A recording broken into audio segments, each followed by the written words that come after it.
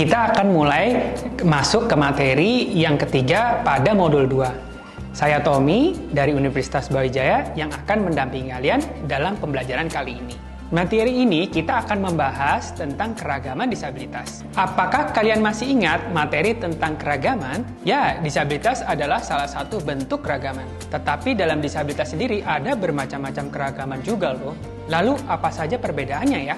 Dari pengertian tentang disabilitas pada materi sebelumnya, kita dapat mengetahui jika ada 4 jenis disabilitas yang disebutkan dalam Undang-Undang Nomor 8 Tahun 2016. Jenis-jenis disabilitas tersebut adalah disabilitas fisik, disabilitas mental, disabilitas intelektual, dan juga disabilitas sensori. Disabilitas fisik, yaitu penyandang disabilitas yang memiliki keterbatasan atau gangguan pada fungsi geraknya. Misalnya karena amputasi atau karena cerebral palsy. Disabilitas mental, kalau ini merupakan penyandang disabilitas yang mengalami gangguan pada proses berpikir, merasa, emosi, dan perilakunya. Ada yang dikarenakan karena permasalahan perkembangan, misalnya ADHD dan ASD atau autisme. Ada juga yang dikarenakan permasalahan psikososial, seperti contohnya bipolar atau depresi. Disabilitas intelektual, yaitu penyandang disabilitas yang terganggu fungsi pikir atau kognitifnya, yang ditandai dengan tingkat kecerdasan yang di bawah rata-rata. Disabilitas sensorik, yaitu penyandang disabilitas yang terganggu fungsi sensoriknya, seperti tuli atau tunanetra. Apakah kalian tahu, meskipun hanya disebutkan 4 jenis disabilitas dalam undang-undang, sebenarnya ada juga jenis-jenis disabilitas lain yang perlu kita ketahui.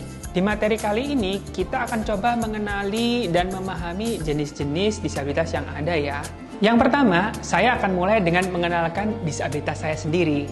Kalian pasti tidak menyangka jika saya seorang penyandang disabilitas. Saya adalah seorang dengan low vision. Selain sisa penglihatan yang ada, saya menggunakan indera lainnya seperti pendengaran, perabaan, dan penciuman untuk mengenali lingkungan. Saya menggunakan tongkat untuk membantu saya berpergian dari satu tempat ke tempat lainnya secara aman dan mandiri. Untuk membaca, saya lebih banyak menggunakan software pembaca layar atau pembesar layar yang ada di handphone saya atau di laptop.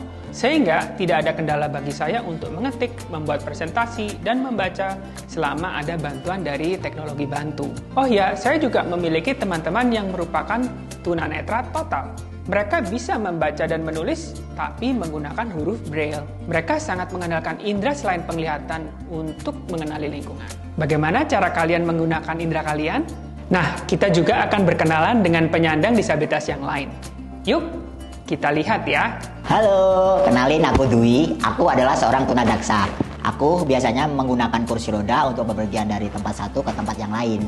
Nah, dalam hal bepergian ke satu tempat yang ke tempat lainnya, aku biasanya dibantu didorong oleh temanku ataupun bisa sendiri. Namun agak susah soalnya kondisi tangan kiriku yang agak lemah. Nah, aku biasanya melakukan kegiatan sehari-hari dengan kedua tanganku ini. Namun ada salah satu temanku yang tidak memiliki kedua tangan, sehingga ia melakukan kegiatan sehari-hari dengan menggunakan kedua kakinya. Bukan hanya untuk kegiatan, tapi dia juga mengoperasikan sebuah komputer dengan kakinya. Nah, itu adalah ceritaku. Bagaimana dengan kalian? Hai, nama saya adalah Fasya. Saya adalah seorang tuli. Dulu orang-orang menyebut saya tunarungu, tapi saya lebih suka dipanggil tuli.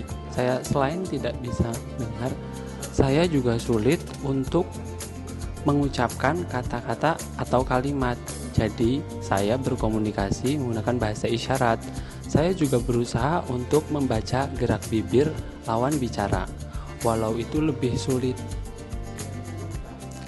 Jika saya bertemu dengan orang-orang yang belum bisa berbahasa isyarat, bisa berkomunikasi dengan tulisan.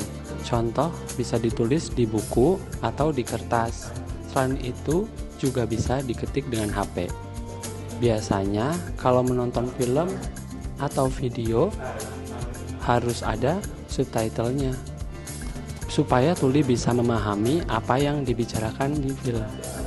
Nah, kalian dapat menemukan penjelasan yang lebih lengkap tentang ragam-ragam disabilitas dalam modul bacaan atau informasi yang kalian dapatkan dari sumber-sumber lainnya. Kalian juga dapat memikirkan apa jenis disabilitas kalian dan kebiasaan atau karakteristik apa yang dapat kalian lakukan untuk mengatasi hambatan yang kalian hadapi. Kita sudah sampai di akhir materi.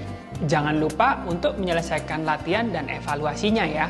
Terima kasih atas perhatiannya dan sampai jumpa di materi selanjutnya.